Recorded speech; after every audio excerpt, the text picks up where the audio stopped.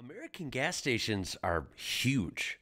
They're really fancy. They're crazy. Why are American gas stations turning into full-blown supermarkets? Well, that's what we're going to look at in this video. I feel like they're different from most of the world, and this is from the channel called Cheddar. I found this video, and I thought I'd do a reaction on it just based on my own merit here, because I thought it'd be interesting, because I kind of want to know this myself. And a lot of my viewers, when I've shown just bits of a gas station in a couple of my videos from the past, I did have viewers from around the world comment something like, oh, our gas stations were a little different. They had a lot of things inside, blah, blah, blah. So wherever you're watching this from, if you would like to comment how your servos, your gas stations, your petrol stations are a little different from maybe what you see here, do that, please. And let's hear how they are. You can comment that too. That's to learn. This is a gas station from 1940. This will be linked in the description down below so you can watch it uninterrupted as always. And yeah, here we go. I just had to say it. And this is a staple of Texas. This is a gas station from 1940. And this is a staple of Texas, Buc-ee's. It's not only a ginormous gas station, huge, but also holds titles for the world's largest convenience store and longest car wash. Wow. Clearly, there have been many changes throughout the century. But when exactly did gas stations go from this to mega fancy grocery stores? Yeah. So for that answer, we need to dive in to the surprising world of gas station economics, which, as we know, is a hot topic right now. This is the story of just one way gas stations have to evolve to survive a turbulent business model.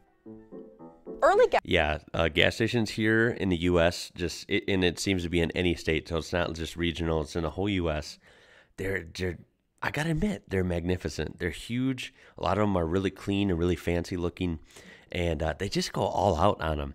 And I feel like, maybe I'm wrong, but I feel like since I was little, even in the 90s, they've even gotten crazier just since the 90s. So especially since the 40s and 50s, I know they've morphed into what they are now. We're centered around the automobile, a one-stop service shop. The service distinction used to be at the canopy, checking your oil, checking your radiator, checking your fluids. But the emergence of self-service stations put the idea to rest. The full-service shop proved unnecessary in the end. So gas stations really needed to find other ways to bring in revenue. That's because by the time it reaches the gas station, that good old Black Gold Texas tea, maker of many millionaires, well, it's not so profitable for the stations themselves. Oh, really? So as promised, get gassed up for an exciting trip into the world of gas station economics. Gas station owners make a very small percentage off of gas sales. This is where your money actually goes when you fill up. Say the gas at your local station costs $3.18 a gallon. Okay. The crude oil itself costs a lot, $1.63, or over half the final price you pay at the pump. Okay. Then there's refining, another 55 cents or 17%. Taxes take another 17%, then transportation to where gas stations can actually sell it is another 8%. Finally, gas station owners tack on a small markup, say 7%, and boom, that's the price you'll see advertised when you're driving around looking for a deal. So basically, if you sell 4,000 gallons per day with a markup of 5 cents, you're only bringing home about $200. Oh my God, that's nothing. So you may be thinking, well, can't they just raise their prices? Not so fast. No. Drivers aren't loyal to any one gas station. No. They will drive around to find the best deal, which is easy to do because gas stations tend to clump in similar areas. Right. This is the same reason why soaring oil prices actually hurt gas station owners, like right now. See, now they have to buy the gas at a more expensive price, but raising their own prices could just drive off more customers. Right. And for all you drivers out there, I'm sure you're trying to find the best deal. Oh, 100%. These low profits forced gas station owners to get creative. I mean, that makes perfect sense, right? I am not loyal to any brand of gas station, but I tend to go to the same ones. And the only reason being is every city or town seems to have one or two gas stations that always undercut the rest. They always have a pretty fair price, and you end up going there the most. Doesn't that make sense? Why would I pay $3.53 a gallon when I could pay $3.30 a gallon at this one station? Makes sense. But it took a convenience store owner to help them see how. This is John Roscoe, who, in 1964, had a pretty radical idea for the times, adding self-service gas to his convenience store. I know it sounds totally normal now, but trust me, back then, this was a revelation. And for somewhat good reason. That's weird. That's because self-fueling originally was prohibited due to potential fire hazard concerns. No kidding. But in his 2,400 square foot building, Roscoe decided to give it a try. Now, instead of popping into the convenience store to grab kitchen staples like milk, soda, and bread, customers could tick up filling up the gas tank off their to-do list as well. It took a few years for Americans to embrace the idea. Getting gas from the same place that you get your milk and eggs? Preposterous. Well, what's funny is it's done the opposite. I know the title of this is why gas stations are turning into supermarkets. What's funny is supermarkets are actually turning into gas stations too. You can go out and in front of most Walmarts connected in the same parking lot. In front of a Walmart, in front of Sam's Club, Costco, they have their own gas station connected to the store.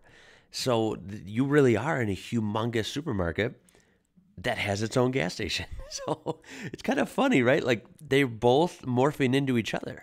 In fact, it took Wawa, which today is one of the largest sellers of fuel in the country, 2 attempts to incorporate selling gas at their convenience stores.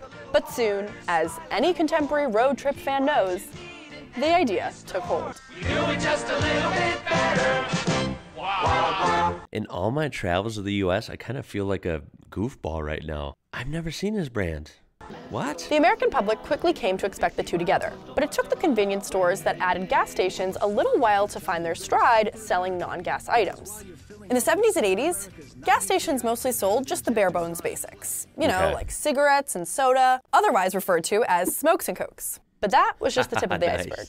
I knew I had to fill it up, so I pulled into BP. Gas station owners now made the obvious observation that drivers needed to fill up their other tank, their stomachs. I came in here just to fill my tank and fill myself instead. Oh my God, he walks out with 2 bags. I don't know about that. Gas stations tended to focus on servicing the outside of the store before kind of realizing over the decades, hey, people are making a stop here. Maybe they're hungry, want something to drink as well. The focus was so small that a lot of that food experience was not great. I remember early in the 80s coining the term IncuBurger, burgers that would sit ready all day long for somebody to pick them up. So quality of food aside, anyone whose earliest memory... I'm still picky about what I get. I gotta admit, some gas stations, some, not all, go to the sort of in the realm of more gourmet food, like higher quality, decent food. But some, when it's in an incubator just all day long, just sitting there staying warm. Yeah, I don't tend to go for that. I'm a little picky with my food. That seems too cheap, too weird for me. Memories of road trips are in, say, the 1980s or 90s, might never have known that convenience stores and gas stations used to be 2 separate things. But the youngest generation? Well, I'm willing to bet they'll have a different conception of gas stations altogether. Because in the last 20 years or so, things have changed. In Michigan, Epicurean cheeses, raw juice and smoothie bars, a pizzeria, and 1,500 bottles of wine. In Florida, pulled brisket sandwiches, fresh pastries, omelets, and handcrafted mac and cheese. And in Kentucky... It's kind of ridiculous, but if you think about it, it's kind of awesome. Farm-to-table avocado toast, black-eyed pea hummus, and iced coffee. All of these places are gas stations. Obviously, many drivers want to save a few cents at the pump. But some people are even choosing gas stations because it's home to their favorite sandwich. Yeah. Oftentimes you'll get somebody that'll go for food once a week. So you're really able to build some sales there. The other key thing when you have food, particularly if you have unique... Quick shout out to, I'm peeping his big old jug back there, Come and Go. Those are in Iowa. I don't know what other states are in, but I always see them in Iowa. And they are a badass gas station. They do have good food. They have amazing donuts and such a big selection of drinks or whatever. Man, those are cool stores. And you got to admit, the name is pretty damn funny too. Food, there is no competition. Let's break down the modern gas station economics. Gas stations today make most of their money from inside the store. Yeah, that makes sense. 44% of gas station customers go inside, and among them, a third purchases treats. And with certain items having gross profit margins of 50% or more, they often make up 70% of the station's profits. Wow. A lot of this is thanks to younger Americans. who are more loyal to convenience stores. These younger Americans tend to purchase food there more often than their older counterparts. Okay. In fact, in 2019, 43% of Americans aged 18 to 29 bought more food from convenience stores than they did 3 years prior. And in 2018, restaurant-style food service at gas station and convenience stores nationwide made up 23% of their total sales. That's up 3% within the last 5 years. And it's even helping them compete with fast food restaurants, even eating into their market share. That's crazy. And as we all know, younger Americans can't really seem to do anything without posting about it. But even with all the hype comes its own set of challenges. More than 80,000 gas stations have closed since 1995.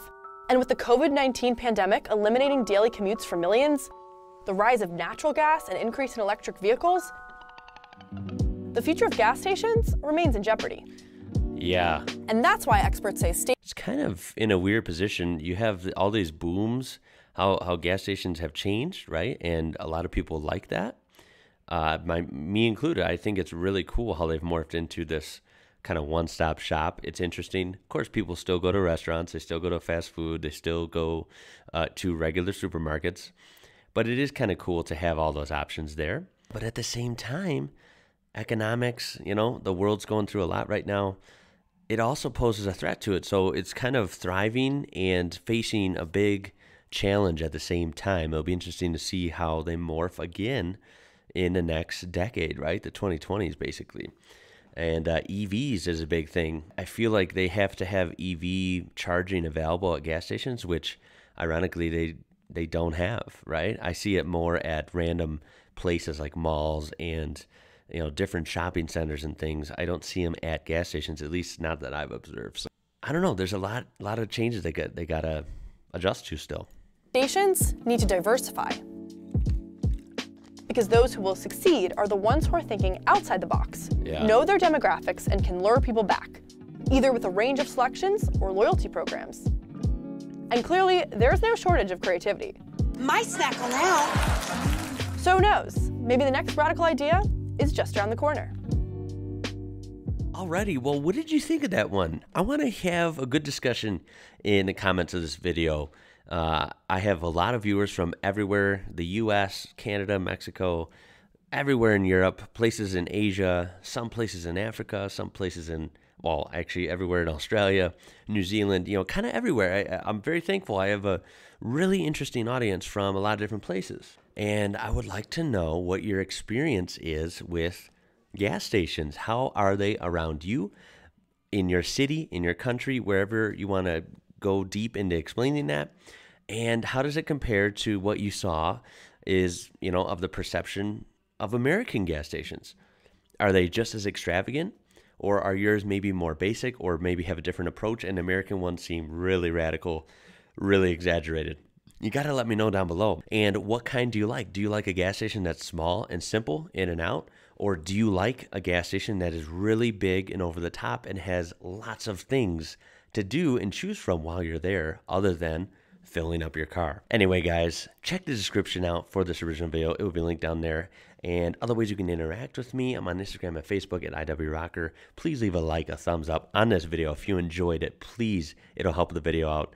I appreciate it. And of course, you can subscribe, join our amazing growing community here, and never miss a fun video like this again. That being said, guys, my name is Ian. You're watching IWrocker, and until next time, guys, I'll catch you later.